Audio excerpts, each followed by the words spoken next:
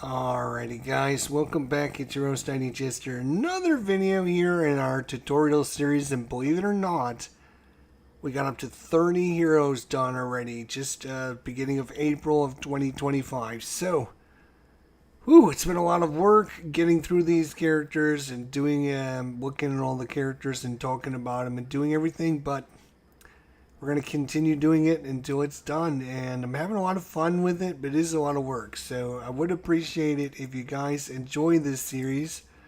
Like the videos, subscribe, all that stuff. Let's just say do this stuff, and you guys know what I'm talking about. Let's talk about the Idealist, which is, again, part of the... they have this weird connection with the Oblivion, and anyways, the Idealist, there's the, again, not a lot of information about it. The variants, not much in there is either. You can put that in pause and watch it later on YouTube if that's something you want to do. I need to check that. Okay. So, the Idealist, she's another one of these characters. It's like, are you kidding me? Okay. So we're going to show the cards. That's what we're going to do. We're going to look at the 24 hit points the Idealist comes with. Now, Void card, the Idealist. Wild Imagination Power. Draw a card. You may put a fragment from your hand under a concept in play. So what does all that mean? Well, let's take a look at her cards. 3 copies. First, she's got 15 cards. Better Punching, one-shot fragment. The Idealist deals one target, one irreducible melee damage. You may use a power. If that power deals damage, the damage is irreducible. It's very nice. And then put this card under a concept in play. 3 copies of that. 3 copies of Board now. It's a one-shot. Return all cards under a concept to your hand. Shuffle that concept into the deck. The Idealist deals one target X psychic damage, where X is the number of cards returned to your hand this way, +1. So there you go. 3 copies of that card. Bright Idea, one-shot fragment. You may draw a card, put a concept from your trash into play, put the top card of your deck under that concept. Put this card under a concept in play. Okay, a lot of things going on there. Draw a card, put a concept from your trash into play, put the top card of your deck under that concept, and then put this card under a concept in play. 3 copies of that card. Conceptualization. Conceptualize. That's what I meant to say. Conceptualize. One-shot fragment. Search your deck for a concept and put it into play. Shuffle your trash into your deck. Put this card under a concept in play. 2 copies of Flying Stable Knives. Ongoing concept. Just power. It's got a power. Destroy all cards under this card. The Idealist deals up to X targets 2 psychic damage X each, where X is the number of cards destroyed this way +1. So, way of dealing lots of damage to lots of enemies out there. 2 copies of that card. 3 copies of Focusing Tiara. Equipment limited. At the start of your turn, you may either draw a card or put a card from your hand under a concept in play. Whenever you use a power, afterwards you must put a card from your trash under a concept in play. 3 copies of that card. 2 copies of Giant Floaty Head. Ongoing concept. Power. Destroy all cards under this card. Draw X cards, where X is the number of cards destroyed this way +1. If you destroy at least 1 card this way, you may destroy an ongoing concept or environment card.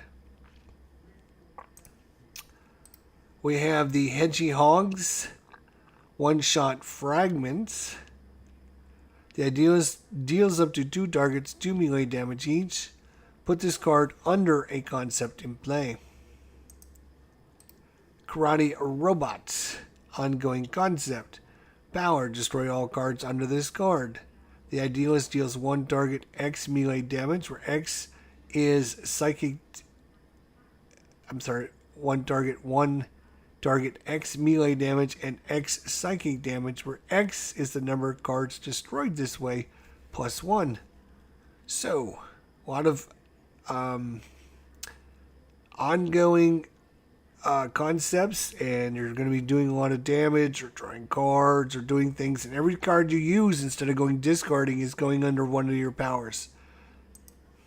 There are 2 copies of Karate Robot. 3 copies of Making Things Up, one shot. Draw 3 cards, discard 2 cards. Play any number of concepts from your hand, and then you may play a fragment. Master of Id. Concept. When this card enters your hand, put it into play. Increase damage dealt by the Idealist by 1. At the end of your turn, move 1 card from under another concept in play to under this card. If no card moves this way, the Idealist deals herself X psychic damage, where X is the number of cards under this card plus 1. So I guess you probably want to move. You probably want to move cards under here. Unfortunately, when this card enters your hand, you have to put it into play. It increases your damage, but you have to start whittling away those concepts cards. Sound Beating, one-shot fragment. The Idealist deals 1 target 3 sonic damage. Put this card under concept in play. 3 copies of that card. 3 copies of Spark of Inspiration, one-shot fragment. The Idealist regains 1 hit point, then deals each non-hero target 1 psychic damage. Draw a card and then put this card under concept in play. 3 copies of that card. 3 copies of this one. Strained Superior Superego. Strained Superigo? I'm not sure. I'm not. Okay, we're move on. Ongoing limited. At the end of your turn, either move a card from under a concept in play to under another concept in play, or destroy 1 concept in play with no cards under it. Then you may draw a card or use a power. Power. Play a fragment. Alright, then there was 3 copies of that card and 3 copies of Vivid Thoughts, one shot. Reveal the top 3 cards of your deck. Put any revealed concepts and fragments into play. Put the other revealed cards in your hand. So, good way to get all those things going and energizing them. 3 copies of that card. Alright, so let's look at her cards and what she does. Obviously, her whole gimmick is about putting the fragments out and then putting cards underneath the concepts and activating whatever the special ability is by destroying the target's cards that are underneath their concepts. Here, this one does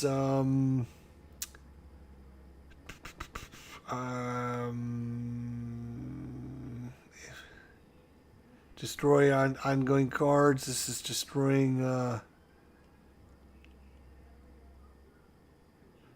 number of cards destroyed plus 1. If you destroy at least a card, you can destroy ongoing or concept or environment cards. So this is a great one to get rid of those nasty environment cards. Good one there. Yep, a little bit of equipment, not much. It looks like, I think, just the one. Yeah, she's just got the one tiara, which is limited as well. And then, of course, she's got her bad card, which at the end of your turn, move a card from a concept in play to under this card. So there are ways for her to destroy concepts by playing other cards that have that power.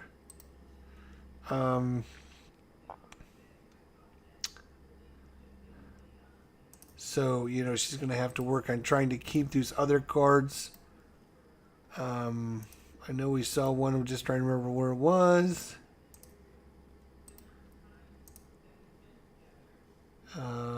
Maybe over here. No, that wasn't it. Where were you?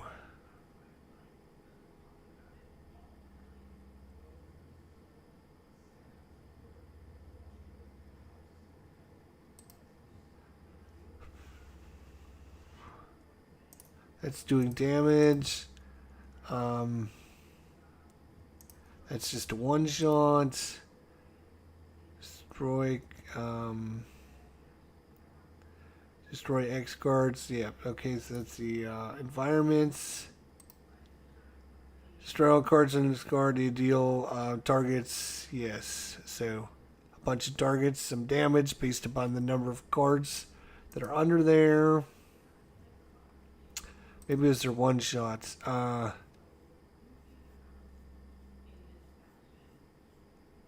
Trying to think if it was that one or no. Maybe it was this one. Anyways, what do I think about her? I think here's what I think. Like I guess she's fine. There's nothing wrong with her, but I think like they're running out of ideas and how to create characters, and so they just started putting other ideas out there and trying things with other characters. And obviously, I think some work really good and some don't work so well. I'm not sure what this was trying to simulate or kind of make people think, like we're using concepts and fragments about things that nobody knows, nobody cares about. So, like, I don't think anyone cares much about this character because it, like, fragments and concepts, I mean, that's like, wow, really? I mean, she plays fine and there's nothing wrong with her, but it's just like they were doing different things and trying different, just creating different, like, gimmicks for the different characters. Oh, we should have a character that just discards cards underneath other cards and then they can activate those cards to do extra damage and stuff instead of concentrating on building better and more interesting characters. And that's kind of why I think Sentinels in the Multiverse is not as popular as I think it could have been, and why a lot of people kind of fell away from Sentinels. It started off very strong with a lot of really cool characters in the beginning, and then kind of just after a while just kind of stopped creating good characters and people stopped buying things, and when they stopped buying things the money revenue isn't coming in, so they stopped creating it. And so yeah, I think they had a good process and they were thinking about ways to do things, but then they started doing all these weird like characters that they thought, oh, this would be a cool gimmick, but like the gimmick is concepts and fragments which nobody has a relationship to. Like fragment, it's just a generic fragment and a generic concept. So it's just makes this character feel like she's very generic in my opinion. There's nothing to write home about, and there's just nothing interesting about it, and I have no I guess not that I don't have anything nice to say about it. I just don't care about this character at all. It's just not interesting. It's just concepts and fragments mean nothing to me. Like, you're putting these fun, interesting little animals and characters in there to make like people go, "Ooh, look at that! Ooh, look at this! Look at that!" It's like, um, she's on her phone and not even paying attention because she thinks she's overpowered, and it's like, we got this character here who's punching an enemy with a giant fist. What is this character? Spark of inspiration. Like, it's so lightning bolts. Like, that's all right. I don't get it. I don't understand it. And I've never been a big fan of cutesy artsy, like what I call the 13-year-old girl syndrome. Like, you're creating something for a 13-year-old girl to be interested in, but it just makes everyone else turn off. Like, everyone turned off on this because nobody cared about it except for 13-year-old girls, and I don't know how many 13-year-old girls are buying your stupid game. Very disappointed in their structure and what they were doing and the design of some of the heroes. And these heroes, when we're getting up into like this is hero number 30 now. So you're into like the 30. They could have had so many good ones. If you look at Marvel Champions has somewhere in the neighborhood of 56 to 60, 56, 58, 59, 60, somewhere in 58 to 60 heroes. And they're releasing new heroes, all the time. And they're all just as, more interesting and more, I guess, new mechanics and new everything. And obviously we're talking about two different projects and different teams, and the amount of budget that Fantasy Flight has for that and the amount of budget greater than Games has for Sentinels and Multiverse is probably not even in the same realm. And I understand that, but still, like, I don't know who thought it was a good idea to create a character like this. It just doesn't make any sense. It's not interesting. I don't know who they're like. A lot of the characters are mimics of what they have in Marvel, right? And a lot of the heroes kind of align together. Captain America's legacy, they kind of do the same thing and all that, right? Who is she supposed to represent? Miss Marvel, maybe? I guess? Or is it the other one? Not Miss Marvel. Oh shoot, I can't think of her name now. Gosh, so I don't know who she's like, who they thought this character would be interesting into, and again, it's like she has this big negative card that if it comes up, you must play this card.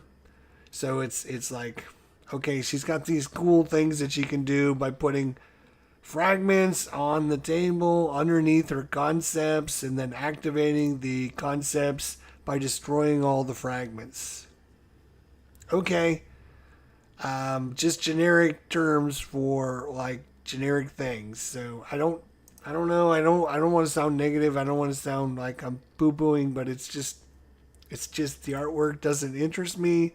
This character idea doesn't interest me, and I don't like the mechanics, and I don't like the fact that they tried to cutify this character by, oh, look at this, and make people go like, oh, look at that. It's just like a floating lightning bolt that has like Mickey Mouse hands. It's not interesting and not fun. Anyways, that is hero number 30. Maybe I need to take a break from doing this because maybe it's just making me mad. Just look at this. So anyways, hopefully you enjoyed it and got some information about it. And if it's your favorite character, I'm sorry, I don't enjoy it. That doesn't mean you can't enjoy it.